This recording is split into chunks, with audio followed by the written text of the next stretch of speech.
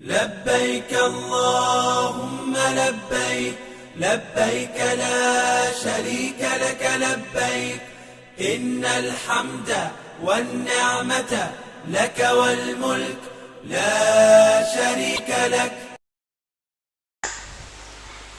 من يهده الله فلا مضل له ومن يضلل فلا هادي له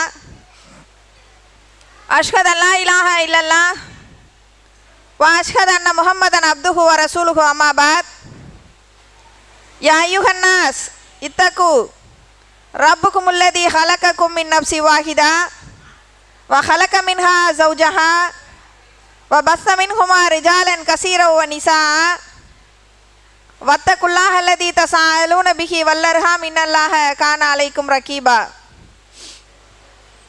ரப்பி ஷ்ரஹ்லி சத்ரி வ யஸ்ஸிர்லி அம்ரி வஹ்லுல் உக்ததம் பிலிசானி யஃப்கஹு கௌலி ரப்பி ஸித்னி இல்மா.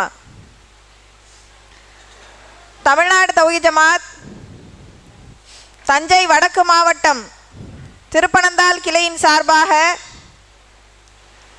ஏற்பாடு செய்யப்பட்டிருக்கும் இந்த ஹஜ் உம்ரா செய்முறை விளக்கமானது நாம் இதிலே தெளிவடைந்து நமக்கு அல்லாஹ் அப்படி ஒரு அருளை வழங்கும் போது நல்ல முறையிலே நபி வழி அடிப்படையிலே ஹஜ் உம்ரா நாம் செய்வதற்கு நமக்கு ஒரு சிறந்த வழிகாட்டுதலாக இந்த நிகழ்ச்சி நடக்க வேண்டும் என்ற இறைவனிடம் துஆ செய்து எங்களது இந்த செயல்முறை விளக்கத்தினை துவங்குகிறோம். இந்த ஹஜ் உம்ரா நபி வழி அடிப்படையிலே எப்படி செய்ய வேண்டும் என்பதை சோழபுரத்தில் இயங்கி வரும் உம்மு சலமா பெண்கள் இஸ்லாமிய கல்வியகத்தின் மாணவிகள் உங்கள் மத்தியில் விளக்குவதற்காக தயார் நிலையிலே இங்கே இருக்கிறாங்க. அதற்கு முன்னாடி அடிப்படையான சில செய்திகளை நாம் தெரிந்து கொண்டு இந்த செயல்முறை விளக்கத்திற்கு நாம் போகலாம். நாம் வாழ்க்கை நிறையாக ஏற்றிருக்கக்கூடிய நம்மளுடைய இந்த இஸ்லாமிய மார்க்கம் 5 தூண்களினால் நிறுவப்பட்டு இருக்கிறது. லா இலாஹா இல்லல்லாஹ் முஹம்மது ரசூலுல்லாஹ், வணக்கத்திற்கு தகுதியானவன் அல்லாஹ் ஒருவனை தவிர வேறு யாரும் இல்லை என்று உறுதியாக நம்புவதும், முஹம்மது நபி ஸல்லல்லாஹு அலைஹி வஸல்லம் அவர்கள் அல்லாஹுடைய தூதர் என்று உறுதியாக நம்புவதும், தினம்தோறும் 5 வேளை தொழுவதும், ரமலான் மாதத்திலே நோன்பு நோற்பதும், வசதி படைத்தவர்கள் அந்த நிலையை அடையும் போது ஜக்காத் என்னும் கொடையை கொடுப்பதும், வசதி படைத்தவர்கள் ஹஜ் என்னும் புனித பயணத்தை மேற்கொள்வதும் என்று இந்த 5 தூண்களில் தான் இஸ்லாமிய மார்க்கம் நிறுவப்பட்டு இருக்கிறது. அதில் முதல் தொழுகை நோன்பு போன்ற காரியங்களில் கூட ஓரளவு பேணுதலாக இருக்கக்கூடிய இஸ்லாமியர்கள் ஜக்காத்தில் கூட ஓரளவு பரவாயில்லன்னு சொல்லலாம். இறைவனுக்கு பயந்து மற்ற மாதங்களில் இல்லை என்றாலும் ரமலான் மாதத்திலே வாரி வழங்கக்கூடிய எத்தனையோ இஸ்லாமியர்கள் இருக்கிறாங்க. ஆனால் இந்த ஹஜ்ஜை பற்றி போதிய விழிப்புணர்வு இல்லாத நிலையில் தான் என்று இருக்கக்கூடிய இஸ்லாமியர்கள் இருக்கிறாங்க. அப்போ இந்த ஹஜ் என்னும் வணக்கத்தையும் சரி மற்ற பிற எந்த வணக்கமாக இருந்தாலும் அல்லாஹும் அல்லாஹுடைய தூதரும் காட்டித்தந்த அடிப்படையில் செய்யும் போதுதான் அந்த வணக்கத்தை செய்வதற்கான முழு நன்மையும் நாம் அடைவோம். அல்லாஹ் குர்ஆன்ல சொல்லும் போது அத்தீஉல்லாஹ வ அத்தீஉர் ரசூல் வலா துப்திலு அமாலுக்கும், அல்லாஹ்விற்கு கட்டுப்படுங்கள், அல்லாஹுடைய தூதருக்கு கட்டுப்படுங்கள், உங்களுடைய அமல்களை பாழாக்கி விடாதீர்கள் என்று அல்லாஹ் சொல்றான். அப்ப அல்லாஹ்விற்கும் அல்லாஹுடைய தூதருக்கும் கட்டுப்படாமல் நாம் ஒரு அமலை செய்தோம் என்று சொன்னால் அது இறைவனிடத்தில் ஏற்றுக்கொள்ளப்படாது, அது பாழாகிவிடும் என்று இந்த குர்ஆன் வசனத்தின் மூலமாக நம்ம விளங்குறோம். அப்ப நாம எந்த அமலாக இருந்தாலும் அல்லாஹும் அல்லாஹுடைய தூதரும் காட்டி தந்த அடிப்படையில் செய்யும் போதுதான் முழுமையான நன்மையை அடைய முடியும். இந்த ஹஜ் என்னும் வணக்கத்தை வாழ்நாளில் ஒரு தடவையாவது செஞ்சிடணும். அப்படி செய்வதற்கு வாய்ப்பு இருக்கிறவங்க கூட ஒரு தடவை தான் போகிறதுக்கு மிகுதமாக உங்களுக்கு வாய்ப்பு இருக்கும். நம்ம நாட்டில் இருக்குதே சொல்கிறேன். வேணும்னா சவுதியில் இன்னும் வேற சவுதியை தொடர்ந்து பக்கத்தில் இருக்கக்கூடிய நாடுகள் வேணால் அடிக்கடி அங்கே இருக்கிறவங்க போகலாம். ஆனால் நம்ம இப்படி வாழ்நாளில் ஒரு தடவை செய்யக்கூடிய ஒரு அமலை கூட இவ்வளோ காசு பணம் செலவு பண்ணி இப்படி செய்யக்கூடிய ஒரு அமல் வீணாயிடக்கூடாதுல்ல. சவுண்டு வருதுல்ல. ஒரு மாதிரி சவுண்டு வருது.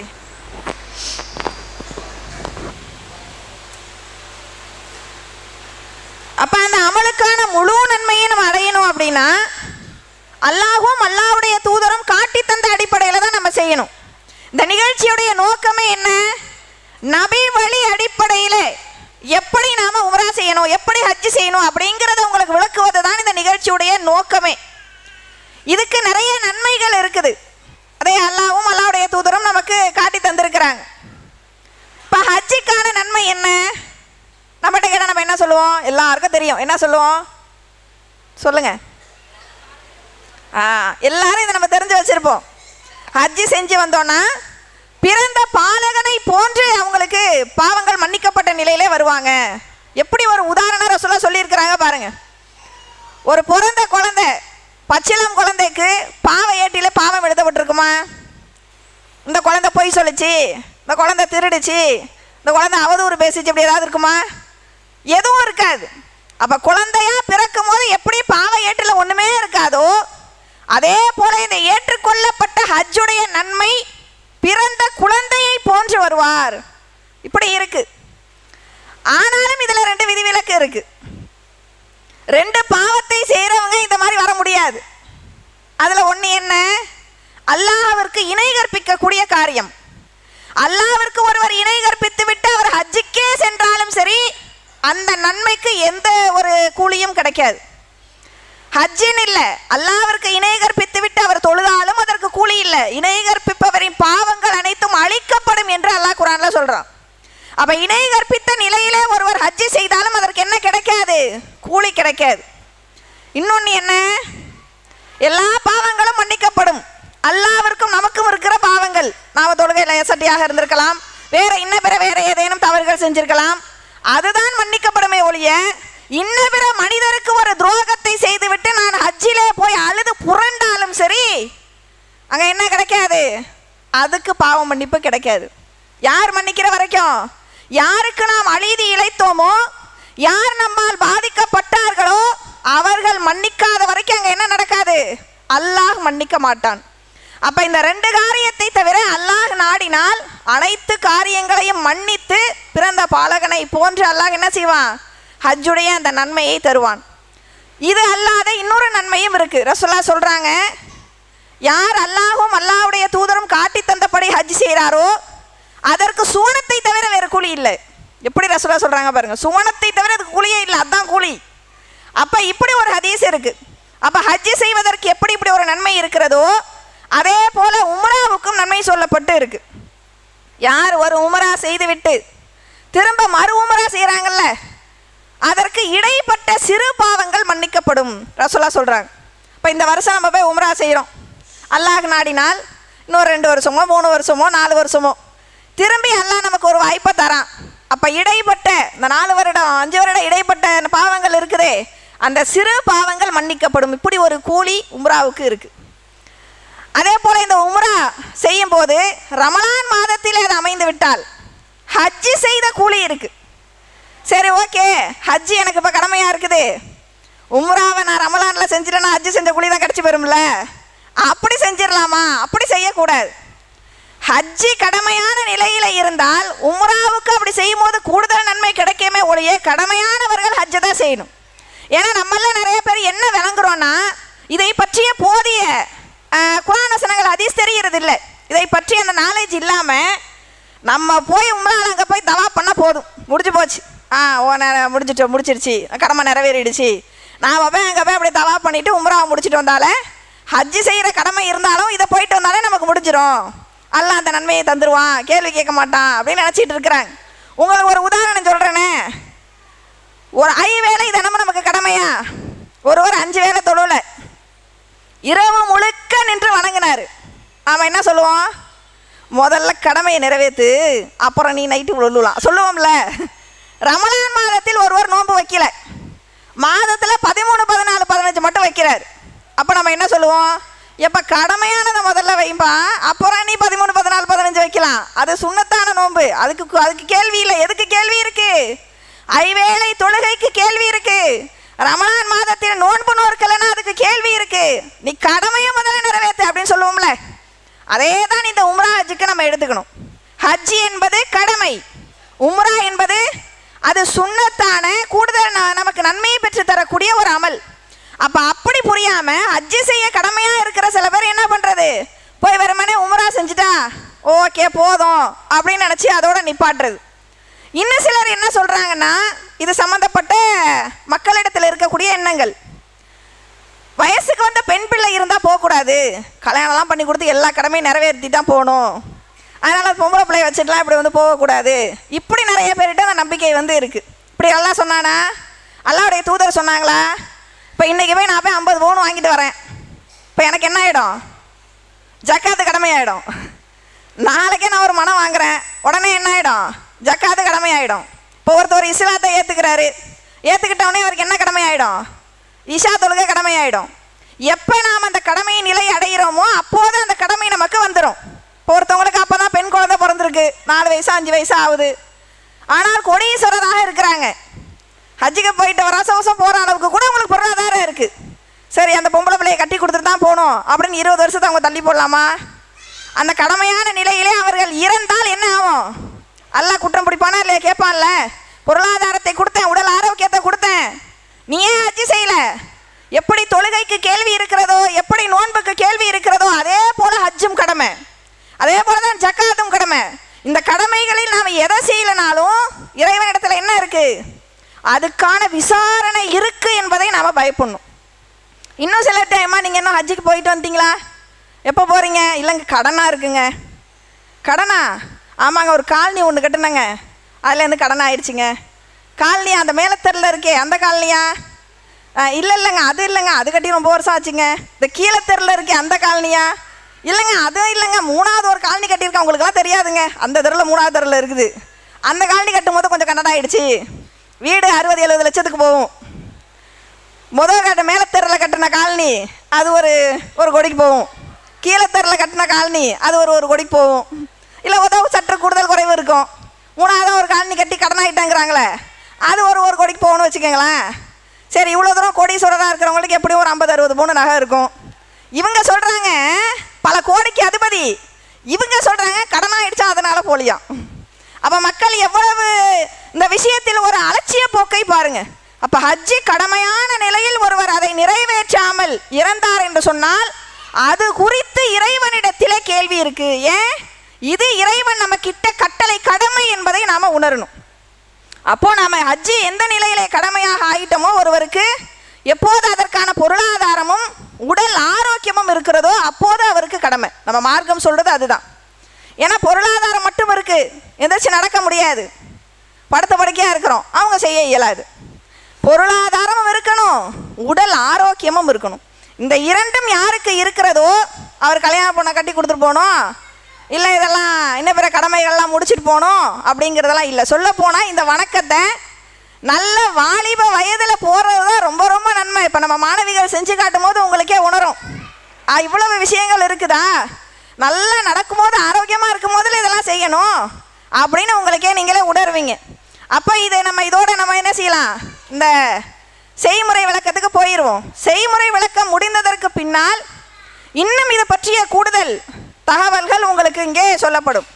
இப்போ நம்மளுடைய முசலமா பெண்கள் இஸ்லாமிய கல்வியகத்தின் மாணவிகள் உங்களுக்கு தமத்து முறை ஹஜ் பற்றி சொல்லுவாங்க. ஹஜ்ஜில் 3 வகை இருக்கிறது. அதில் முதல் வகை தமத்து முறை. ஏன்னா இந்த நம்ம நாட்டிலேருந்து போகிற பெரும்பாலானோர் அந்த முறை ஹஜ்ஜை தான் தேர்வு செய்வாங்க. அப்போ அதை பற்றி உங்களுக்கு சொல்லுவாங்க. பாக்கி 2 முறை ஹஜ் எப்படி செய்யணும் அப்படிங்கிறதும் இறுதியாக அவங்களே உங்களுக்கு விளக்குவாங்க. இப்போ இதில் முதல்ல நம்ம ஹஜ்ஜி செய்ய போனாலும் உம்ரா செய்ய போனாலும் நமக்கு நீயத் அப்படிங்கிறது ரொம்ப அவசியம். அப்போ அந்த நீயத்திலிருந்து ஸ்டார்ட் பண்ணி உங்களுக்கு என்ன அடுத்து என்ன செய்யணும் அப்படிங்கிறத அவங்க இப்போ செயல்முறையில் உங்களுக்கு விளக்குவாங்க. அஸ்ஸலாமு அலைக்கும் வரஹ்மத்துல்லாஹி வபரகாத்துஹு. அஸ்ஸலாமு அலைக்கும் வரஹ்மத்துல்லாஹி வபரகாத்துஹு.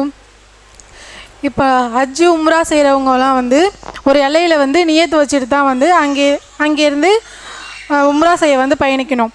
அந்த எல்லைகள் 5 எல்லைகள் இருக்குது. அது அந்த எல்லைகள்லாம் என்னென்னா, மதீனாவிலிருந்து வரக்கூடியவர்கள் துல்ஹுலைஃபா அப்படிங்கிற ஒரு எல்லை இருக்குது. அது 450 கிலோமீட்டர்.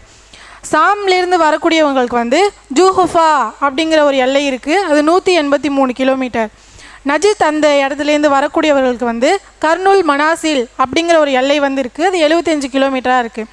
இந்தியா மற்றும் யமன்லேருந்து வரக்கூடியவங்களுக்கு யலம்லம் அப்படிங்கிற ஒரு எல்லை இருக்குது, அது வந்து 92 கிலோமீட்டர். ஈராக்லேருந்து வரக்கூடியவர்களுக்கு வந்து தாத்துல் ஈர்க் அப்படிங்கிற ஒரு எல்லை இருக்குது, அது 94 கிலோமீட்டராக இருக்குது. இன்னும் ஐசா பள்ளிங்கிற ஒரு எல்லையும் இருக்குது, அது 15 கிலோமீட்டராக இருக்குது. இந்த எல்லைகளை வரும்போது இதில் நம்மளுக்கு என்ன எல்லைனா, இந்தியாவிலேருந்து வரக்கூடிய நம்மளுக்கு வந்து யலம்லம் அப்படிங்கிற ஒரு எல்லை வந்து இருக்குது. இந்த யலம்லம் எல்லை வரும்போது நம்ம ஃப்ளைட்லேயே வந்து நம்மளுக்கு அந்த அறிவிப்பு பண்ணுவாங்க, யலம்லம் எல்லை வந்துருச்சு, நீங்கள் நியத்து வச்சுக்கோங்கன்னு சொல்லி. அப்போது லப்பைக்கு உம்ரத்துன்னு சொல்லி நம்ம நியத்து வச்சுட்டு அப்போத்துலேயே வந்து நம்ம வந்து தல்பியா கூற வந்து ஆரம்பிச்சிடணும். தல்பியா என்னென்னா, லப்பைக் அல்லாஹும்ம லப்பைக் லப்பைக் லா ஷரீக லக லப்பைக் இன்னல் ஹம்த வன் நிஅமத லகவல் முல்க் லா ஷரீக லக். இந்த தல்பியா வந்து நம்ம முழிஞ்சிக்கிட்டே இருக்கணும். அடுத்ததாக நம்ம தல்பியா கூறிக்கிட்டே வரோம். இதுலேருந்து நம்ம ரூமுக்கு ஏர்போர்ட்லேருந்து ரூமுக்கு அழைச்சிட்டு வராங்க, ரூமுக்கு அழைச்சிட்டு வருவாங்க. இல்லைன்னா சில பேர் வந்து நேரடியாக வந்து உம்ரா செய்யவே வந்து அழைச்சிட்டு போயிடுவாங்க. உம்ரா செய்யாமல் நம்மளுக்கு உடல் சோர்வு இருக்கும், அசதி இருக்கும், அதனால் நம்ம ரூமுக்கே போய் நம்ம குளிச்சுட்டு வேறு உடையை கூட அணிஞ்சிட்டு கூட நம்ம போகலாம். நபி ஸல்லல்லாஹு அலைஹி வஸல்லம் அவங்க வந்து துல்ஹுலைஃபாலேருந்து மக்காவுக்கு வர வழியில் அவங்க வந்து ஒட்டகத்தில் தான் வந்து அப்போ பயணிக்கக்கூடியவங்களாம் வந்து இருந்திருக்காங்க. அப்போ துல்ஹுலைஃபாலேருந்து மக்கா வரும் பொழுது காற்று புழுதி அந்த மாதிரி நிறைய காற்று அசுத்தங்கள் இருந்ததுனால மக்காவிற்கு வந்து குளிச்சுட்டு வேறு இஹ்ராம் ஆடை அணிஞ்சிட்டு உம்ரா செய்ய வந்து ஆரம்பிச்சிருக்காங்க. அப்போ நம்மளும் அந்த உடையிலே தான் நம்ம எந்த உடையில் நியத்து வச்சோமோ அந்த உடையிலேயே நம்ம போகணுன்னு இல்லாமல் நம்ம ரூமுக்கு வந்து நம்ம குளிச்சுட்டு வேறு இஹ்ராம் ஆடை அணிஞ்சிட்டு கூட நம்ம வந்து உம்ரா செய்ய வந்து ஆரம்பிக்கலாம். இப்போது ஆண்களுக்கு தடை செய்யப்பட்ட அணியக்கூடாதவை என்னென்னா தொப்பி, தலைப்பாகை மற்றும் தலையுடன் ஒற்றிய மறைப்புகள். தலையுடன் ஒற்றிய மறைப்புகள் எப்படின்னா, இப்போ வந்து இப்படி வச்சு தான் வந்து ஒரு தொப்பியோ இதோ இப்படி வச்சு மறைப்பு இல்லாமல் இப்படி வச்சு, அதாவது கொடையோ இல்லை வெயில் காரணத்தினால கொடையோ வந்து இப்படி பிடிக்கிறதுக்கு வந்து அனுமதி இருக்குது. தலை ஒட்டுன மாதிரி எந்த ஒரு இதுவுமே வந்து வைக்கக்கூடாது. சட்டை, கால் சட்டை அதுவும் வந்து அனுமதி கிடையாது. வரஸ்யனும் சாயம் தோய்க்கப்பட்ட மஞ்சள் ஆடை, குங்குமம் சாயமிடப்பட்ட ஆடை, இதெல்லாம் வந்து ஆண்களுக்கு தடை செய்யப்பட்ட ஒன்று. இப்போது பெண்களுக்கு அணியக்கூடாதவை, பெண்களுக்கு தடை செய்யப்பட்டவை என்னென்னா, முகத்தை மறைக்கக்கூடாது, கைகளுக்கு உரை அணியக்கூடாது. அது மட்டும் இல்லாமல் நம்ம வந்து செப்பல் வந்து அணிஞ்சிக்கலாம். அந்த செப்பல் இல்லை அப்படிங்கிற காரணத்தினால காலுறை சாக்ஸ் வந்து அணிஞ்சிக்கலாம். சாக்ஸ் வந்து எப்படின்னா கரண்டை காலுக்கு கீழே தான் வந்து நம்ம அணியணும், அதுக்கு மேலே வந்து அணியக்கூடாது. இன்னும் ஆண்களுக்கும் பெண்களுக்கும் பொதுவாக தடுக்கப்பட்டவை என்னென்னா, திருமணம் முடிக்கவோ பெண் பேசவோ வந்து கூடாது. அதாவது திருமணம் நம்மளும் முடிச்சுக்க கூடாது, பிறருக்கும் முடிச்சு வைக்கக்கூடாது. இன்னும் அந்த திருமணம் பற்றி பேசவே வந்து கூடாது. கணவன் மனைவி இல்லறத்தில் ஈடுபடக்கூடாது, வீண் விவாதங்களில் குற்றச் செயல்களில் ஈடுபடக்கூடாது, வேட்டையாடக்கூடாது, முடிகளை நீக்கக்கூடாது, நறுமணம் பூசக்கூடாது. நறுமணம் வந்து நம்ம இஹ்ராம் கற்ற நிலையில் வந்து பூசிக்கொள்ளலாம், அதுக்கப்புறம் வந்து நம்ம பூசிக்கொள்ளக்கூடாது. இஹ்ராம் ஆடை வந்து ஆண்கள் எப்படி அணியணும்னா, வலது பக்கம் தோல் புஜம் வந்து திறக்கப்பட்ட நிலையிலையும் இடது பக்க தோல் புஜம் வந்து மறைக்கப்பட்ட நிலையிலையும் வந்து இப்படி தான் வந்து இஹ்ராம் வந்து கட்டணும். அடுத்ததாக நம்ம வந்து இப்போது காபாக்கு உள்ளே வந்து உம்ரா செய்ய வந்து ஆரம்பிக்க போகிறோம். இப்போ தவாப் செய்ய உள்ளே வரும்போது நிறைய வாயில்கள் வந்து இருக்குது. நம்ம எந்த வாயில் வழியாக நம்ம உள்ளே வரோம் அப்படி அந்த வாயில் வந்து வந்தோடனே வந்து நம்ம தவாப் செய்ய வந்து ஆரம்பிக்கக்கூடாது. நம்ம வந்து இந்த அஸ்வதுல் கல் வந்து எங்கே இருக்குதுன்னு சொல்லி நம்ம தேடி, அது அஸ்வதுல் கல்லுக்கு நேராக வந்து பச்சை கலர் லைட்டு வந்து இருக்கும், அந்த லைட்டை வந்து நம்ம நோக்கியவாறு வந்துட்டு இந்த அஸ்வதுல் கல்லுக்கிட்ட வந்து தொட்டு முத்தமிட முடிஞ்சால் தொட்டு முத்தமிட்டுக்கலாம். தொட்டு முத்தமிட முடியலன்னா அங்கே எங்கே நம்ம நிற்கிறோமோ அங்கேருந்து சைகை செஞ்சால் மட்டும் போதும். முத்தமிடுற மாதிரி சைகை செஞ்சுட்டு அல்லாஹ் அக்பர்னு தக்பீர் கூறிட்டு இங்கேருந்து தவாப் செய்யணும். எப்படின்னா,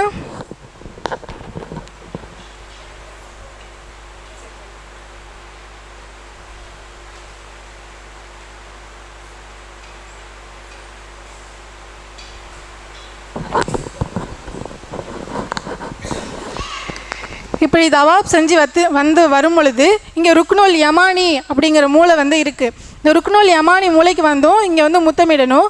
முத்தமிட முடியலைன்னா சைகை செய்யணும் அப்படிங்கிற அவசியம் இல்லை.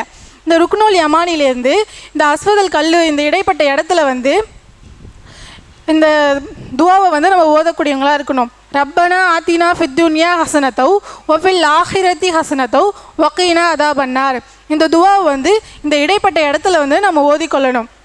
அப்போ அஸ்வதல் கல் வந்தோடனே ஒரு சுற்று வந்து நிறைவடைஞ்சிருச்சு. இந்த ஒரு சுற்று நிறைவடைஞ்சோடனே இதே மாதிரி 7 சுற்றுகள் வந்து நம்ம வந்து நிறைவடையணும். முதல் 3 சுற்றில் வந்து வேகமாக வந்து நபி ஸல்லல்லாஹு அலைஹி வஸல்லம் வந்து போக சொல்லியிருக்காங்க. மற்ற சுற்றுகளை வந்து பொறுமையாக நம்ம வந்து சுற்றிக்கொள்ளலாம். சகோதரி சாபிரா அவர்கள் வந்து விளக்குவாங்க. அஸ்ஸலாமு அலைக்கும் வரஹ்மத்துல்லாஹி வபரகாத்துஹு. இப்போ இந்த காபாவை தவாப் செஞ்சு முடித்த பிறகு இந்த ஹஜருல் அஸ்வத் கல்கிட்ட வந்து நிற்கணும். நின்ற பிறகு ஆண்கள் வந்து வலது தோல் பூஜத்தை வந்து திறந்திருந்த நிலையில் நம்ம தவாப் செஞ்சோம். இப்போ வந்து இதை மூடிட்டு நம்ம தொழுவ போகணும். தொழுவ போகும்போது இப்போ மக்காமுல் இப்ராஹிமை நோக்கி வரணும். மக்காமுல் இப்ராஹிம் நோக்கி வந்தோடனே ஒரு துவா ஓதணும்.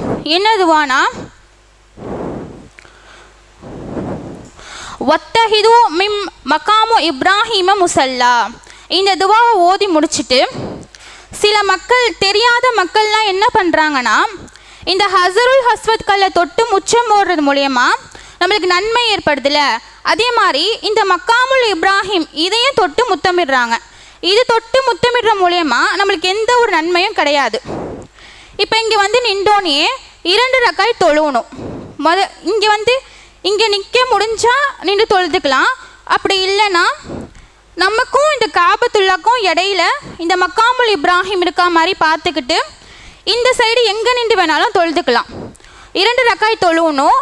முதல் ரக்காயத்தில் குல்யா யுஹுல் காஃபிரனும், 2வது ரக்காயத்தில் குல்ஹுல்லாஹு அஹதும் ஓதணும். இப்படி தொழுது முடித்தோன்னே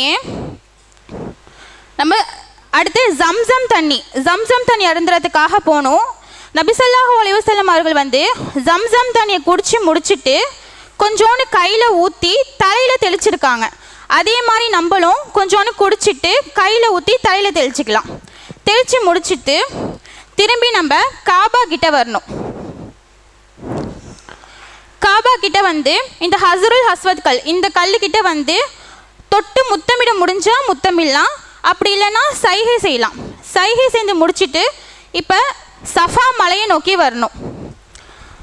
முதல்ல நம்ம சஃபாலேருந்து தான் நம்மளுடைய ஓட்டத்தை ஆரம்பிக்கணும். ஏன்னா ரசூல்லா வந்து சஃபாலேருந்து தான் ஆரம்பிச்சிருக்காங்க. அதே மாதிரி நம்ம சஃபாலேருந்து தான் ஆரம்பிக்கணும். சஃபா மலை கிட்ட வந்தோடனே இந்த துவா ஓதணும். இன்ன சஃபாவல் மர்வத்த மின் ஷாரில்லா.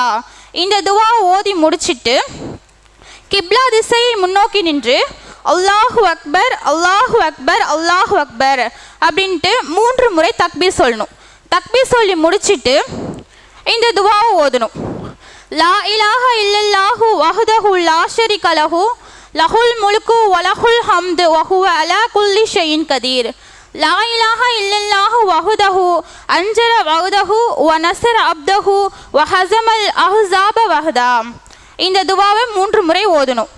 ஓதி முடிச்சுட்டு நம்மளுடைய ஓட்டத்தை வந்து ஆரம்பிக்கணும். இப்போ மருவாவை நோக்கி போகும்போது இந்த இடையில வந்து ஒரு க்ரீன் கலர் லைட்டு போடுவாங்க. அந்த க்ரீன் கலர் லைட்டு போடும்போது ஆண்களாக இருக்கக்கூடியவங்க என்ன பண்ணணும்னா, தன்னுடைய ஓட்டத்தை வந்து நம்ம எப்போதும் நார்மலாக ஓடுறதை விட அதிகமாக ஓடணும், கொஞ்சம் கூடுதலாக வேகமாக ஓடணும். பெண்கள் வந்து எப்போதும் போல் நார்மலாக ஓடினா போதும். இங்கே மருவா கிட்ட வந்தோடனே நம்ம சஃபால என்ன பண்ணணுமோ அதே மாதிரி தான் மருவாலையும் பண்ணணும். கிப்லாவை முன்னோக்கி நின்று அல்லாஹு அக்பர் அல்லாஹு அக்பர் அல்லாஹு அக்பர்னு 3 தடவை தக்பீர் சொல்லி திரும்பி இந்த துவாவை 3 முறை ஓதணும். ஓதி முடித்தோடனே நமக்கு என்னென்ன துவா கேட்கணுமோ நம்ம நினச்சிருப்போம்ல இந்த துவாலாம் கேட்கணும் அப்படின்ட்டு, அந்த துவாலாம் நம்மளுக்கு கேட்டுக்கலாம். கேட்டு முடிச்சுட்டு இதே மாதிரி 7 ரவுண்டு போகணும். முதல்ல சஃபாலேருந்து மருவாக்கு வர்றது 1 ரவுண்டு, திரும்பி மருவாலேருந்து சஃபாக்கு வர்றது 2வது ரவுண்டு. இதே மாதிரி 7 முறை செய்யணும். சஃபாவில் ஆரம்பித்து கரெக்டாக மருவாவில் வந்து முடிக்கணும். இது முடிச்சுட்டு ஆண்கள் வந்து என்ன பண்ணணும்னா தலையை வந்து மொட்டை அடிச்சுக்கலாம், அப்படி இல்லைன்னா ட்ரிம் பண்ணிக்கிட்டா போதும். பெண்கள் வந்து அடிமுடிய கொஞ்சோன்னு கட் பண்ணிக்கிட்டா அதுவே போதுமானது. இது முடிச்சோன்னே இந்த உம்ராவுடைய கிரிகைகள் அனைத்தும் முடிஞ்சிடுச்சு. அடுத்து ஹஜ்ஜுடைய கிரிகைகளை சகோதரி முபினா சொல்ல வருவாங்க. அஸ்ஸலாமு அலைக்கும் வரஹ்மத்துல்லாஹி வபரகாத்துஹு. உம்ராவுடைய கிரிகைகள் பற்றி சகோதரி சொல்லிட்டாங்க. இப்போ ஹஜ்ஜுடைய கிரிகைகள் பற்றி பார்க்க போகிறோம். நம்ம செய்யக்கூடியது தமத்து முறை ஹஜ்ஜு, அதாவது சுகம் அனுபவிக்கும் ஹஜ்ஜு. ஏன் இப்படி சொல்கிறாங்கன்னா, நம்ம உம்ரா செய்த பிறகு இஹ்ராம்லேருந்து வெளியே வந்துட்டு நம்ம மீண்டும் ஹஜ்ஜு செய்யும் போது இஹ்ராம் ஆடை திரும்ப அணிஞ்சிக்கலாம். இடைப்பட்ட காலத்தில் நம்ம இஹ்ராம்லேருந்து விலகி இருக்கலாம், மற்றபடி தடுக்கப்பட்ட எல்லா விஷயங்களும் அனுமதிக்கப்படும். அதனால தான் இந்த முறைக்கு சுகம் அனுபவிக்கும் ஹஜ்ஜு முறை தமத்து முறை என்று சொல்லப்படுது. இப்போ இப்படி ஹஜ்ஜு செய்யும் போது நம்ம வீட்டில் துல்ஹஜ் பிறை 8வது நாள் வரைக்கும் நம்ம அந்த ரூம்லேயே வெயிட் பண்ணணும். துல்ஹஜ் பிறை 8 ஆனதுக்கு அப்புறமா நம்ம இருக்கக்கூடிய ரூம்லேயே நம்ம இஹ்ராம் ஆடை அணிந்துக்கலாம். இஹ்ராம் ஆடை அணியும் போது முன்னாடி சொன்ன மாதிரி அந்த தடுக்கப்பட்ட விஷயங்கள்லாம் மீண்டும் தடுக்கப்பட்டோம். இஹ்ராம் ஆடை அணியும் போது நம்ம தையல் இல்லாத ஆடை அணிஞ்சு நறுமணம் பூசிக்கலாம். இப்படி நம்ம இஹ்ராம் ஆடை அணியும் போது நம்ம லப்பைக்க ஹஜ்ஜன் என்று நியத் வைக்கணும். இஸ்லாமிய மார்க்கத்தில் ரசூல்லா காட்டி தந்தது 2 விஷயங்களுக்கு மட்டும்தான் நியத்து சொல்லியிருக்காங்க, அதாவது வாய்வழி நியத். ஒன்று, உம்ராவின் போது லப்பைக்க உம்ரத்தன் என்று நியத் வைக்கணும். அதே போல ஹஜ்ஜின் போது லப்பைக்க ஹஜ்ஜன் என்று நியத் வைக்கணும். மற்ற எந்த வணக்கங்களுக்குமே ரசூல்லா வாய்வழி நியத்தை வந்து நம்மளுக்கு காட்டி கொடுக்கல. இன்னும் பலர் வந்து தொழுகைக்கு நோன்புக்குன்னு சொல்லிட்டு வாய்வழி நியத்துகள் பலவற்றை சொல்கிறாங்க. இது எதுவுமே நம்முடைய மார்க்கத்தில் ரசூலா காட்டி தந்தது கிடையாது. ஹஜ்ஜுக்கும் உம்ராவுக்கும் மட்டும்தான் வாய்வழி நியத் என்று ஒன்று இருக்குது. நம்மளுடைய இருக்கக்கூடிய இடத்துலையே நம்ம இஹ்ராம் ஆடை அணிந்துட்டு நம்ம மினாவை நோக்கி வரணும். காபாலேருந்து மினாக்கு இடைப்பட்ட தொலைவு 7 கிலோமீட்டர். நம்ம எல்லாரும் ரூம்லேருந்து நேராக மினாவை நோக்கி வரணும். இது துல்ஹஜ் பிறை 8வது நாள் காலையில் ஃபஜர் தொழுத பிறகு, ஃபஜர் ரூமில் தொழுதுட்டு இஹ்ராம் ஆடை அணிந்த பிறகு மினாவை நோக்கி நம்ம வரோம். மினா அப்படிங்கிறது இப்படியாக கூடாரம் போல தான் அந்த நிஜத்துலையும் இருக்கும். இந்த இடத்துல நிறைய நம்மளுக்கான ஒரு பிளேஸ் கொடுத்துருவாங்க. நம்ம போகிற ட்ராவல்ஸ் மூலமாக நமக்குன்னு ஒரு இடத்த கொடுத்துருவாங்க. நம்ம அந்த இடத்துல தங்கிக்கலாம். நம்ம ஃபஜர் ரூமில் தொழுதுட்டோம். இங்கே வந்து லுகர், அஷர், மகரிப், இஷா இந்த 4 வக்துகளையும் கஸ்ரு செய்து தொழுகணும். ஜம்மு கஸ்ருனா என்னன்னு சொல்லி நம்மளுடைய தொழுகை சட்டங்களை சொல்லப்பட்டிருக்கு. ஜம்மு அப்படிங்கிறது இணைத்து தொழுவது, லுகரையும் அசரையும் இணைத்து தொழுவது, மகரிபையும் இஷாவையும் இணைத்து தொழுவது ஜம்மு தொழுகை. கஸ்ரு அப்படிங்கிறது சுருக்கி தொழுவது. லுகருடைய 4 ரக்காயத்தை 2 ரக்காயத்தாகவும், அசருடைய 4 ரக்காயத்தை 2 ரக்காயத்தாகவும், மஹரிபுக்கு வந்து கஸ்ரு கிடையாது, 3 ரக்காயத்தை 3 ரக்காயத்தாக தொழணும். இஷாவுடைய 4 ரக்காயத்தை 2 ரக்காயத்தாக சுருக்கி தொழுறது. இப்படி ஜம்மு கஸ்ருன்னு சொல்லி நமக்கு தொழுகை சட்டங்களை சொல்லப்பட்டிருக்கு. இப்போ நம்ம மினால போய் நம்ம கஸ்ரு மட்டும் தான் செய்யணும். அதாவது லுகரை வந்து 4 ரக்காயத்தை 2 ரக்காயத்தாகவும், அசருடைய 4 ரக்காயத்தை 2 ரக்காயத்தாகவும், மஹரிபுடைய 3 ரக்காயத்தை 3 ரக்காயத்தாக தான் தொழணும்.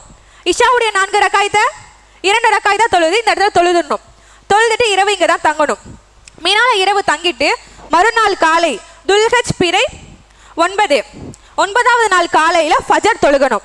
ஃபஜர் 2 ரக்காய் தொழுதுட்டு இந்த இடத்துல தொழுகக்கூடிய எல்லா தொழுகையும் கஸ்ரு மட்டும் தான் செய்யணும், ஜம்மு செய்யக்கூடாது, ஞாபகத்தில் வச்சுக்கோங்க.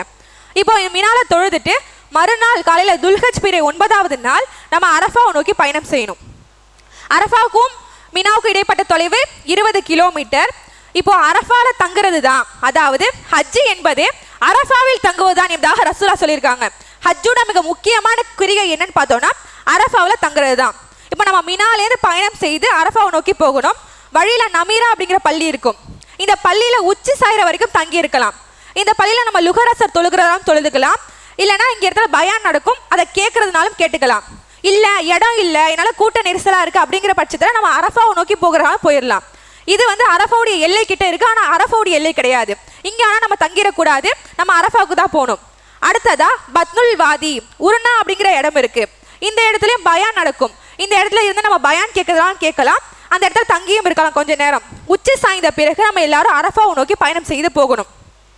அரஃபாவுக்கு போனதுக்கு அப்புறமா மஹ்ரிப் வரைக்குமே சூரியன் மறைகிற வரைக்கும் நம்ம அரஃபாவில் தான் தங்கி இருக்கணும்.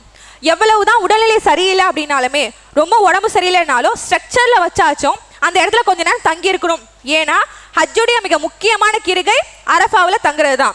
அதனால அரஃபாவில் கண்டிப்பாக எல்லாரும் தங்கிடணும். இப்போ நம்ம இங்கேருந்து மினாலேருந்து பயணம் செய்து நம்ம அரஃபாவுக்கு போயிட்டோம்.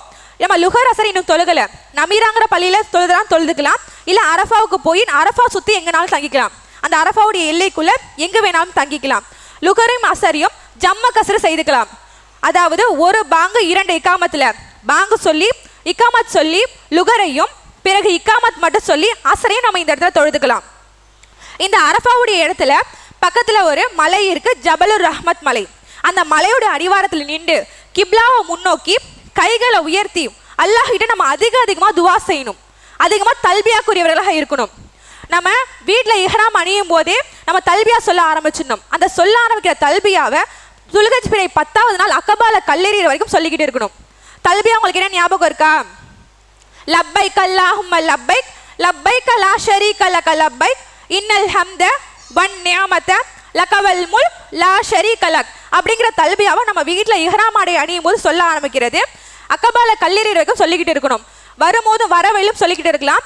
மினாவுக்கும் அரஃபாவுக்கும் இடையில சொல்லும் போது அல்லாஹ் அக்பர் கூட தக்பீர் கூட சொல்லிக்கலாம், இல்லை தல்பியா சொல்லிக்கலாம். இப்படி நம்ம அரஃபாவுடைய ஜபலுர் ரஹ்மத் மலை அடிவாரத்தில் நின்று கிப்லாவை முன்னோக்கி துவா செய்யணும்.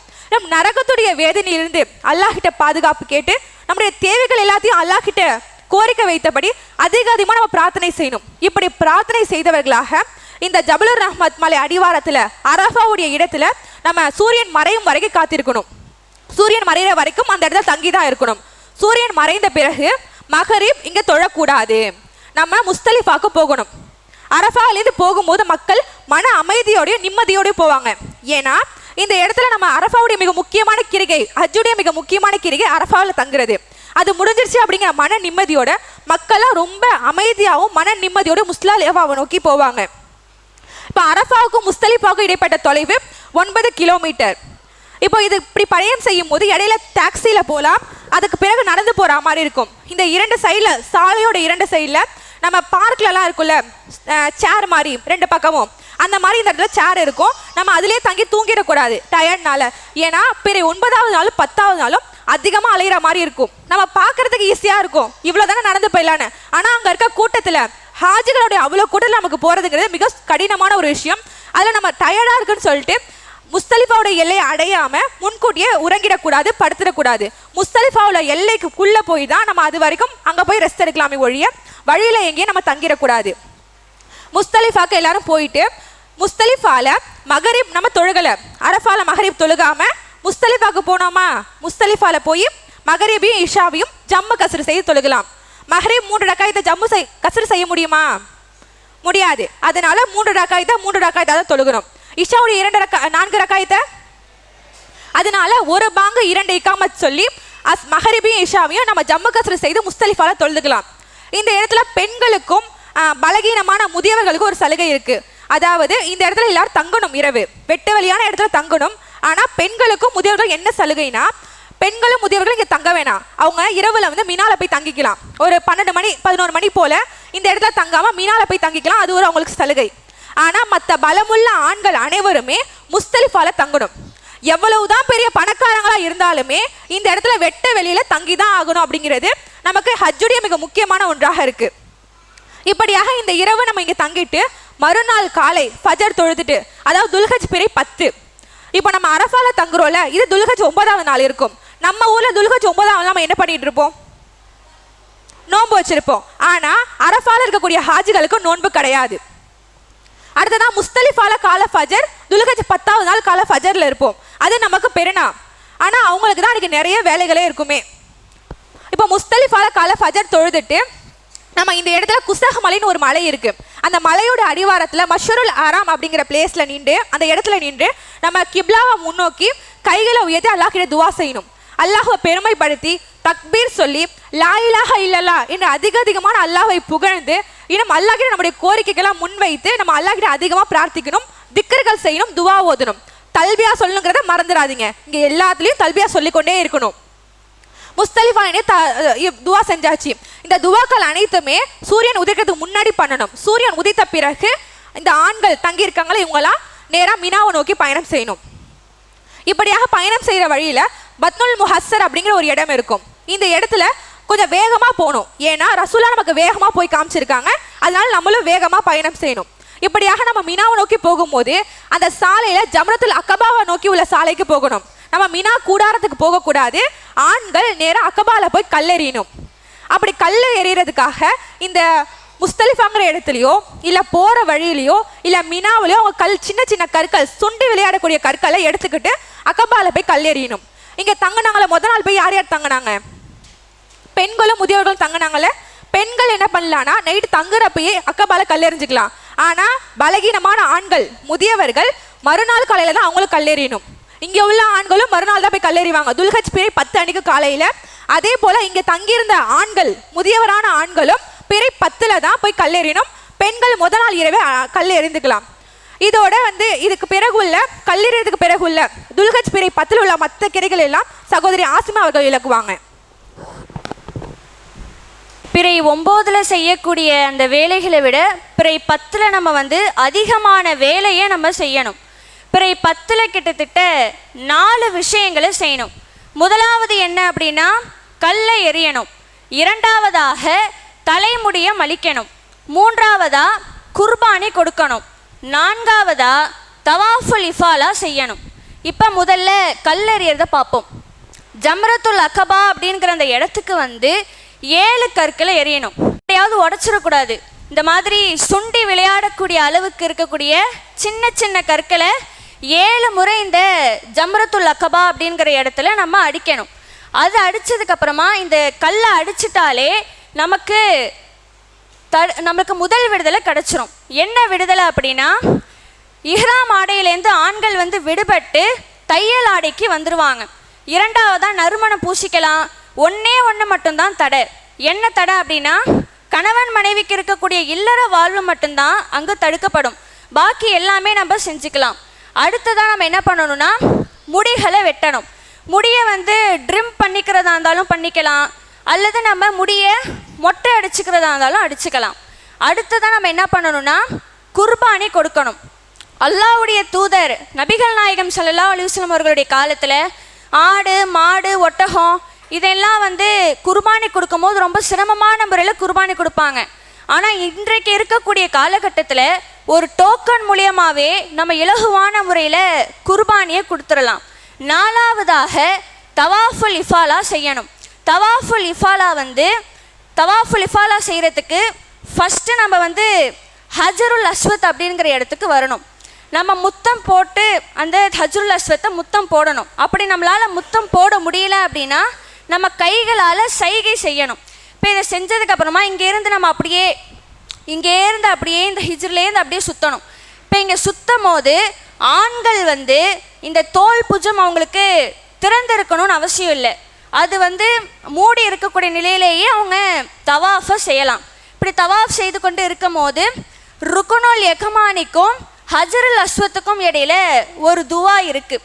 அது என்ன துவா அப்படின்னா, ரப்பனா ஆத்தினா ஃபித்துன்யா ஹசனத்தன் ஒஃபில் ஆஹிரத்தி ஹசனத்தன் வக்கீனா அதாபன்னார்.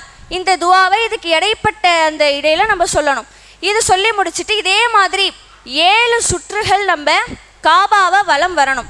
இந்த வலம் முடிச்சதுக்கப்புறமா நம்ம மக்காமு இப்ராஹிமில் 2 ரக்கத்துகள் தொழுவணும். ஃபஸ்ட்டு ரக்காயத்தில் அல்ஹம்து சூராவை சொல்லி குல்யாயுஹல் காஃபிரின்னு சொல்லணும். இரண்டாவது ரக்காயத்தில் அல்ஹம்து சூராவை சொல்லி குல்ஹு அல்லாஹு அஹதை ஓதணும். இப்போ இங்கே மக்காமு இப்ராஹிமில் தொழுதுட்டு சஃபா மருவா கடையில் சஹி செய்யணும். இப்போ இதற்கு பேர் தான் இந்த தவாஃபுல் இஃபாலா அப்படிங்கிறது. இந்த தவாஃபுல் இஃபாலாவை நம்ம கட்டாயமாக செய்யணும். இந்த தவாஃபுல் இஃபா அதாவது சூரியன் மறைகிறதுக்கு முன்னாடி நம்ம தவாஃபு செஞ்சிட்டோம் அப்படின்னா நம்ம முதல் விடுதலை நீடிக்கும். ஆனால் சூரியன் மறைஞ்சிருச்சு அப்படின்னா இஹ்ராமுடைய நிலையிலேயே நம்ம தவாஃபை செய்யணும். அதுக்கடுத்து முழுமையாக நம்ம ஒரு வழியாக தவாஃபு முறை எல்லாத்தையுமே நம்ம தவாஃபுல் இஃபாலாவை செஞ்சு முடிச்சுட்டா அதுக்கடுத்து நம்ம என்ன பண்ணணும்னா தவாஃபுல் இஃபாலாவை செஞ்சு முடிச்சிட்டாலே நமக்கு 2வது விடுதலையும் கிடச்சிரும். 2வது விடுதலை என்ன, நம்ம ஒரே ஒரு அந்த இதை மட்டும்தான் நம்ம செய்யாமல் இருந்தோம். இப்போ இருக்கக்கூடிய அந்த நிலையில் கணவன் மனைவிக்கு இருக்கக்கூடிய அந்த உறவுகளை இங்கே அனுமதி பெற்றிடும். அப்போது இதற்கு அடுத்து வரக்கூடிய அந்த செயல்களை சகோதரி சஜிதா அவர்கள் சொல்லுவாங்க.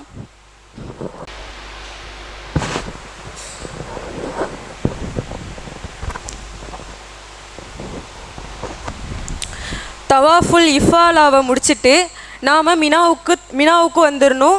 மினாவில் 3 நாள் தங்கணும். பிறை 11, 12, 13 இந்த 3 நாள் இங்கே தங்கணும்.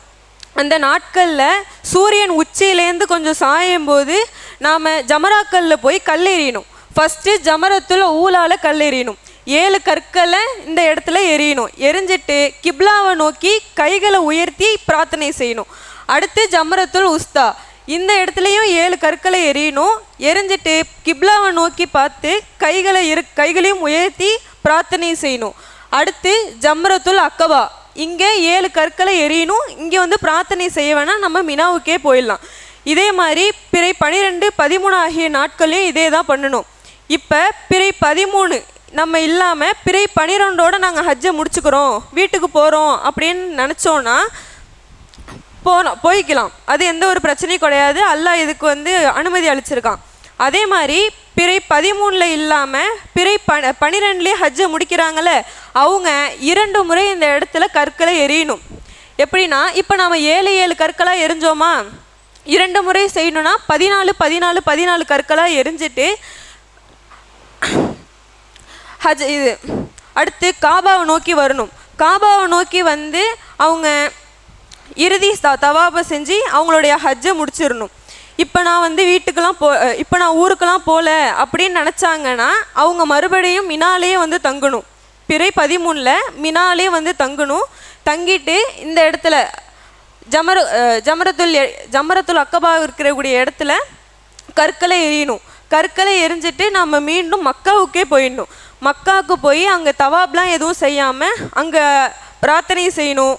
அங்கே அதிகமாக பிரார்த்தனை செய்யலாம், தொழுலாம், இந்த மாதிரி எல்லாம் பண்ணலாம். லாஸ்ட்டாக நாமளும் அடுத்து ஊருக்கு போகிறதாக இருந்துச்சுன்னா தவாபை செஞ்சு முடிச்சிடணும். இதுதான் வந்து ஹஜ்ஜோடைய கிரிகைகள். நெக்ஸ்ட்டு ஹஜ்ஜோடைய வகை. ஹஜ்ஜு தமத்து, ஹஜ்ஜு கிரான், ஹஜ்ஜு இஃப்ரா இப்படி 3 வகை இருக்குது. இதில் ஹஜ்ஜு தமத்துவ முறை தான் நம்ம இப்போ செஞ்சுருக்கோம். ஹஜ்ஜு தமத்துவ முறையை பொறுத்த வரைக்கும் உம்ராவை ஃபஸ்ட்டு செஞ்சிடணும். நம்மளுடைய இஹ்ராம்லேருந்து வெளியில் வந்துடலாம். நமக்கு தடை செய்யப்பட்டது எல்லாமே வந்து நமக்கு ஹலால் ஆகிடும்.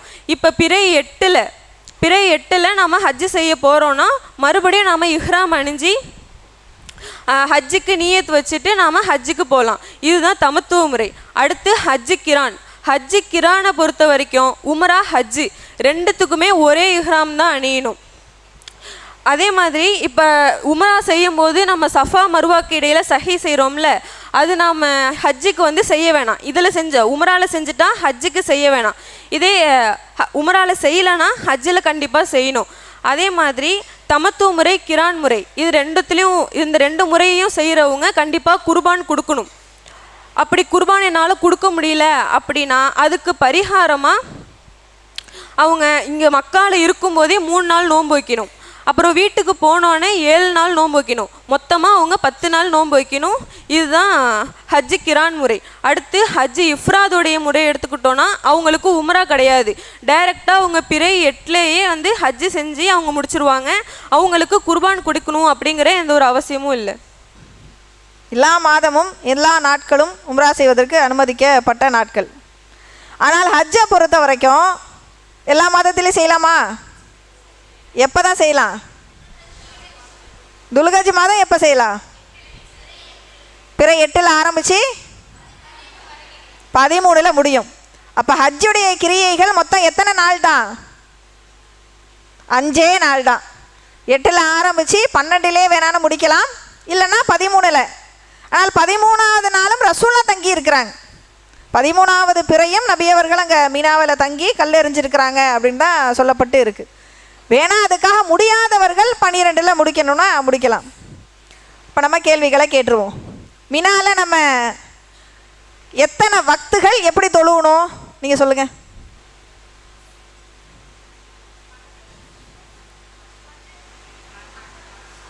ஓகே, அதான் கரெக்டாக சொல்கிறீங்களா?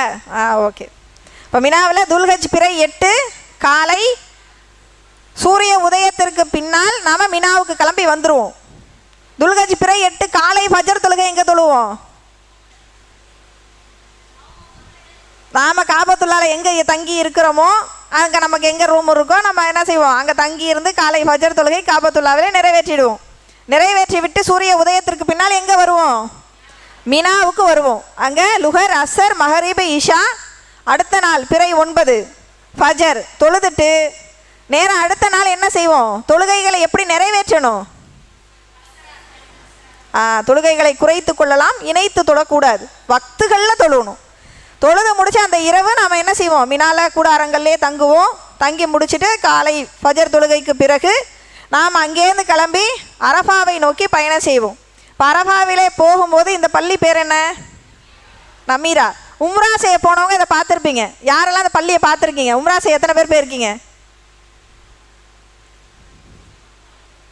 பார்த்துலையே தொழுவுறதுக்கு கொஞ்சம் இடம்லாம் இருக்கும், தேவைப்பட்டால் நம்ம தொழுவலாம். அப்போ இந்த பள்ளியை என்னைக்கு திறப்பாங்க? அரஃபாவுடைய அந்த தினம் பிறை 9 இந்த பள்ளியை வந்து திறப்பாங்க. இப்போ அரஃபாவுடைய அந்த தினத்தில் நம்ம என்ன செய்ய போகிறோம்? அதனால தான் அந்த தினத்துக்கே பேர் பாருங்க, அரஃபா தான். அப்போ பிறை 9 நம்ம நேராக அரஃபாவை நோக்கி சுருக்கமாக சொல்கிறோம் பயணம் செய்கிறோம். இங்கே வந்து எத்தனை வக்துகள் தொழுகிறோம்?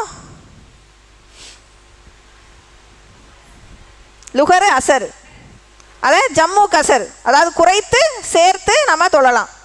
அப்போ ஒரு பாங்கு 2 இக்காமத் சொல்லி அரஃபாவுடைய அந்த இடத்துல அரஃபா முழுக்க எங்கு வேண்டுமானாலும் தொழுது கொள்ளலாம். இங்கே பள்ளியில் இடம் இல்லைனாலும் பிரச்சனை இல்லை, அரஃபா முழுவதும் தொழுமிடம்தான். அரஃபாவுடைய அந்த இடத்துல நம்ம அந்த 2 வக்துகளை தொழுகிறோம். பாக்கி எல்லாம் மாணவிகள் சொன்னது உங்களுக்கு ஞாபகம் இருக்கும். அங்கே பயான் நடக்கக்கூடிய இடத்துக்கு போகலாம். இல்லைனா ஜப்லுர் ரஹ்மான் மலைக்கு இடையில் நம்ம என்ன செய்வோம்னுட்டு கிப்லாவை முன்னோக்கி அதிகமாக ரசூலா துவா செஞ்சுருக்கிறாங்க, அல்லாவை புகழ்ந்து இருக்கிறாங்க. அப்போ நம்ம அதையெல்லாம் முடிச்சுட்டு அந்த மஹரீபுக்கு பிறகு சூரியன் மறையிற வரைக்கும் அரஃபாவில் தங்கணும். சூரியன் மறைஞ்சதுக்கு அப்புறம் என்ன செய்யணும்? நேராக முஸ்தலிஃபாவுக்கு போகிறோம். அப்போ முஸ்தலிஃபாவுக்கு போகிற வழியில் எங்கேயும் நம்ம இடையில தங்கிடக்கூடாது. முஸ்தலிஃபாவோட எல்லைக்குள்ளே எங்கே வேணாலும் தங்கிக்கலாம். சிலர் தெரியாமல் தங்கிடுவாங்க, முஸ்தலிஃபான்னு நினச்சிக்கிட்டு அதை எல்லைக்கு வெளியிலேயே தங்கிடுவாங்க. அன்னைக்கு இரவு தங்குவது எங்கே? முஸ்தலிஃபா தான். ஏழை பணக்காரன் எல்லாம் என்ன செய்யணும்? பஞ்சு மெத்தையில் தான் தூங்குவேன், இல்லை ஏசி போட்டால் தான் தூக்கம் வரும். அங்கே எல்லாம் என்ன பண்ணணும்? வெட்ட வெளியில் ஒரே ஒரு அப்படியே விரிச்சு ஒரு தார்பாயை விரிச்சு என்ன பண்ணுவாங்க? வெட்ட வெளியில் எல்லாரும் படுத்திருப்பாங்க. அங்கே தங்குறது தான் அன்றைய இரவு என்ன செய்யணும்? அங்கே தங்குறது தான் ஹஜ்ஜுடைய கிரியைகளில் ஒன்றா இருக்குது. அப்போ நம்ம பிறை இங்கே தங்கும் போது பிறை எத்தனை? பிறை 10. மஹரி பிறகு தானே இங்கே வரோம். விடிந்தால் ஹஜ் பெருநாள். அவங்க எங்கே இருப்பாங்க? விடிந்தால் பெருநாள். நாம் எல்லாம் சமையல் கட்டில் இருப்போம், அவங்க ஹஜ் செய்யக்கூடிய அந்த ஹாஜிகள் எல்லாம் இங்கே முஸ்தலிஃபாவில் இருப்பாங்க. இப்போ முஸ்தலிஃபாவிலிருந்து அன்று ஃபஜர் பிறை 10 காலை ஃபஜரையும் தொழுதுட்டு எங்கே போவாங்க? நேராக மினாவில் இருக்கக்கூடிய ஜம்ரத்துல் அக்கபாவை நோக்கி போவாங்க. ஜம்ரத்துல் அக்கபாவி பக்கம் போய் ஜம்ரத்துல் அக்கபாவில் கற்களை எறிந்து விட்டு அதை பெண்கள் பலவீனமானவர்கள் நள்ளிரவில் வரலாம், மற்ற எல்லாரும் காலை ஃபஜர் தொழுகைக்கு பிறகு வந்து ஜம்ரத்துல் அக்கபாவில் கல்லெறிவாங்க. அதற்கு பிறகு முடி கொடுப்பாங்க, அதுக்கு பிறகு குர்பானி கொடுப்பாங்க, அதற்கு பிறகு தவாஃபுல் இஃபாலா செய்வாங்க. இந்த கிரியைகளை இந்த வரிசையில் தான் ரசூலா செஞ்சுருக்கிறாங்க. ஆனால் நம்ம மாற்றி கூட செஞ்சுக்கலாம். இப்போ ஜம்ரத்துல் அக்கபாவுக்கு போகிறாங்க, கூட்டமாக இருக்குது, உள்ளே போகவே முடியல. ஜம்ரத்துல் அக்கபாவில் நிறைய பாதைகள் இப்போ வச்சுருக்கிறாங்க அந்த ஆக்சிடெண்ட்டுக்கு பிறகு.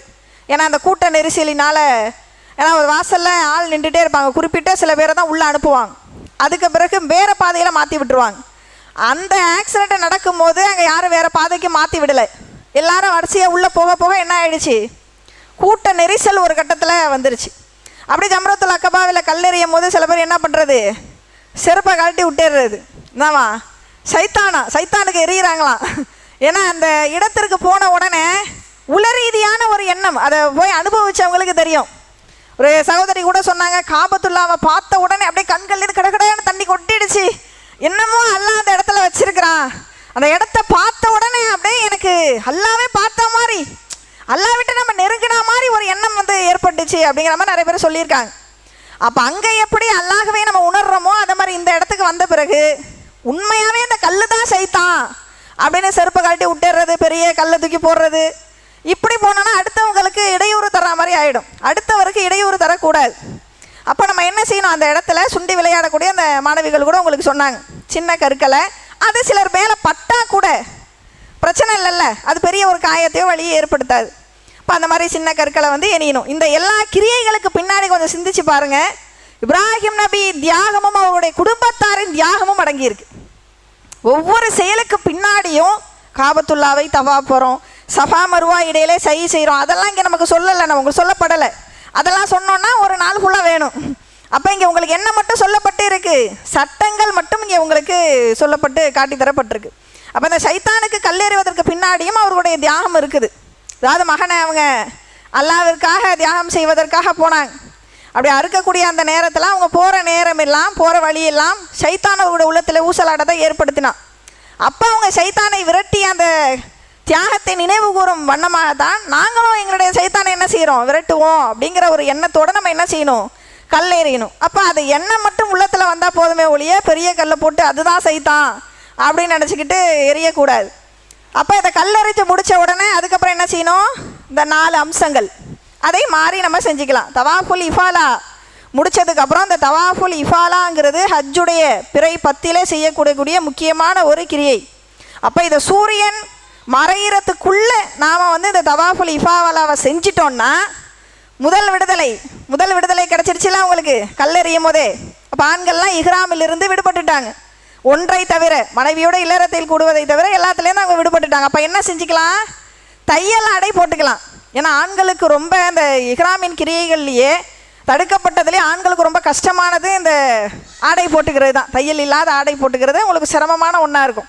அப்போ அவங்க முடியை ட்ரிம் பண்ணிவிட்டு அல்லது மொட்டை அடித்து கொள்வது, இதை 2 செஞ்சுக்கலாம். மொட்டை அடித்து கொள்வது தான் சிறந்தது. அப்போ அதை அவங்க செஞ்சுட்டு அவங்க குளிச்சுட்டு அவங்க என்ன செய்யலாம்? அவங்க நார்மல் ட்ரெஸ்ஸுக்கு வந்துடலாம். முதல்ல நாம் தவாஃபுல் குதூம் உம்ராவின் போது செஞ்ச அந்த தவாஃப் இருக்குது, அதில் என்ன ஆடை போட்டிருப்பாங்க? ஆண்கள் இஹ்ராம் ஆடையில் இருப்பாங்க.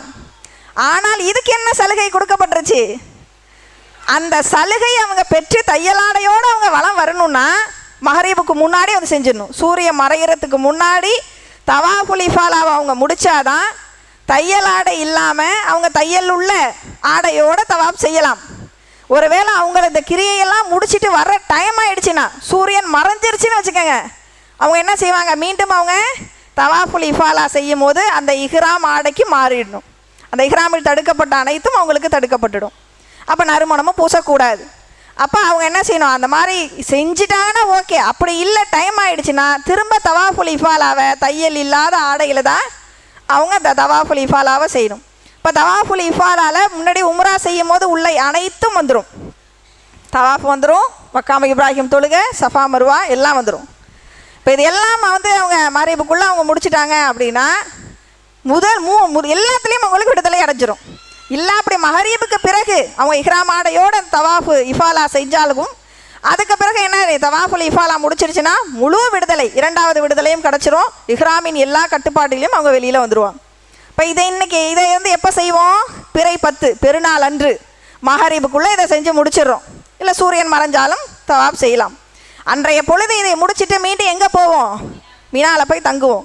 சிலருக்கு மினால போய் தங்க முடியல, மக்காலேயே தங்குற நிலை இருக்குது அப்படின்னாலும் அவங்க என்ன செஞ்சுக்கலாம்? மக்கால தங்கிக்கிட்டு அவங்க தினமும் போய் கல்லெறிஞ்சிட்டு வரணும். ஆனால் எது சிறப்பு? மினாவிலே தங்குவது தான். அப்போ அவங்க அன்னைக்கு 10வது நாள் இந்த தவாஃபுல் இஃபாலாவை செய்யறதுக்காக தான் அவங்க மினாலேருந்து வராங்க. முடிச்சுட்டு போய் அங்கே என்ன செஞ்சிடறாங்க? மினாவிலே மீண்டும் தங்கிடுறாங்க. மறுநாள் பிறை 11 மீண்டும் அவங்க என்ன செய்யணும்? 3 ஜமராக்கல்லையும் 7 கற்கள் எரியணும், துவா செய்யணும், திரும்ப போய் அவங்க கூடாரத்தில் இருந்துக்கலாம். 11வது அந்த ஒரே ஒரு கிரியை தான். அடுத்து 12வது நாளும் அதே போல் 3 ஜமராக்கல்லையும் கல் எறியணும். அதை மாணவிகள் சொன்ன மாதிரி நம்ம என்ன செய்யணும்? திரும்பவும் போய் கூடாரத்தில் இருந்துக்கலாம். 12வது நாளோட நான் ஹஜ்ஜி கிரியை முடிச்சுக்கிறோம், நாங்கள் புறப்படணும் அப்படின்னா 12வது நாள் சூரியன் மறைவதற்கு முன்னால் மினாவை விட்டு நம்ம கிளம்பி தவாஃபுல் விதா, விடை பெறும் தவாஃப்னு அர்த்தம். அது அந்த தவாஃபுல் விதாவை சூரியன் மறைவதற்கு முன்னால் மினாவை விட்டு கிளம்பி நம்ம மக்காவுக்கு வந்துட்டோம் அப்படின்னா அந்த தவாஃபுல் விதாவை செய்வதற்கு நாம் ஹஜ்ஜை முடிச்சுக்கலாம் 12வது நாளே. அப்படி நாம் 3 ஜமராக்கல்லையும் கல் எறிஞ்சிட்டு நம்மளால் சூரியன் மறைகிறதுக்கு முன்னாடி வர முடியலன்னு வச்சுக்கோங்க, 12வது நாள் முடிக்க முடியாது. 13வது நாளும் நம் மினாவில் தங்க வேண்டிய நிலை ஏற்படும். அப்போ 12வது நாள் முடிக்கணும்னா அவங்க என்ன செய்யணும்? சூரியன் மறைகிறதுக்கு முன்னாடி மினாவை விட்டு கிளம்பி தவாஃபுல் விதா கடைசி தவாஃபை செய்வதற்கு வந்துடணும்.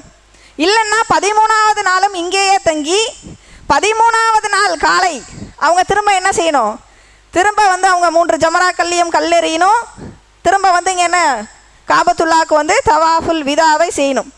மாதவிடாய் பெண்களுக்கு மட்டும் கூடுதல் சலுகை. தவாஃபுல் விதா கடைசி தவாஃப் விடைபெறும் தவாஃப் செய்கிறாங்கல்ல, அது மாதவிடாய் வந்து விட்டால் அவங்களுக்கு கூடுதல் சலுகை. அவங்க அதோட ஹஜ்ஜை முடிச்சுக்கலாம், தவாஃபுல் விதா செய்ய தேவையில்லை. ஆனால் மற்ற எல்லாரும் என்ன செய்யணும்? தவாஃபுல் விதாவை செய்யணும். இப்போ 13வது நாள் நம்ம இங்கே இருக்கிறோம், நம்ம ஊருக்கு போல 13வது நாள் காலையில் கல்லெறிகிறோம். கல்லெறிஞ்சிட்டு நேராக நம்ம மக்காவுக்கு கிளம்பி வந்துடலாம். ஆனால் நம்ம அங்கே வந்து என்ன செய்யலாம்? நிறைய தவாப் செய்யலாம், துவா செய்யலாம், அதிகமாக இறைவனை புகழணும். நாம் எப்போ ஊருக்கு கிளம்புவோமோ, எப்போ நம்ம மக்கா விட்டு கிளம்புவோமோ அப்போ வந்து என்ன செய்யணும்? தவாஃபுல் விதாவை செய்யணும். அப்போ கிளம்புறவங்க தான் 13வது நாள் செஞ்சுட்டு கிளம்பிடலாம். இல்லை நாங்கள் அங்கே தான் இருக்க போகிறோன்னா நீங்கள் நிறைய தடவை தவாப் செய்யலாம், அதிகமாக தவாப் செய்யணும், திக்ருகளில் ஈடுபடணும், துவா செய்யணும், இறைவனை புகழணும். எல்லாம் நீங்கள் செஞ்சு அங்கேயே தங்கிட்டு நீ அடுத்த நாள் எப்போ நீங்கள் ஊருக்கு போவீங்களோ அப்போ என்ன செய்யணும்? அந்த இறுதி தவாஃபுல் விதாவை செய்துவிட்டு அதோட ஹஜ்ஜுடைய கிரியைகளை முடித்து கொள்ளலாம். இப்போ இது வரைக்கும் நல்லா உங்களுக்கு உம்ரா ஹஜ்ஜு இது ரெண்டும் எப்படி செய்யணும் அப்படிங்கிறது நல்லா உங்களுக்கு விளங்கி இருக்கும் அப்படின்னு நினைக்கிறோம். இப்போ இது சம்மந்தப்பட்ட நிறைய கேள்விகள் இருக்குது. அதாவது வழக்கத்தில் ஆரம்பத்தில் நம்ம சொன்னது மாதிரி வழக்கத்தில் மக்களாக நிறைய விஷயங்களை பிதஅத்துக்களை எல்லா வணக்க வழிபாடுகளையும் எப்படி ஏற்படுத்தினாங்களோ அதே மாதிரி இதையும் ஏற்படுத்திட்டாங்க. அப்போ அது சம்மந்தப்பட்ட கேள்விகள் அது ஒவ்வொன்றாக நம்ம இப்போ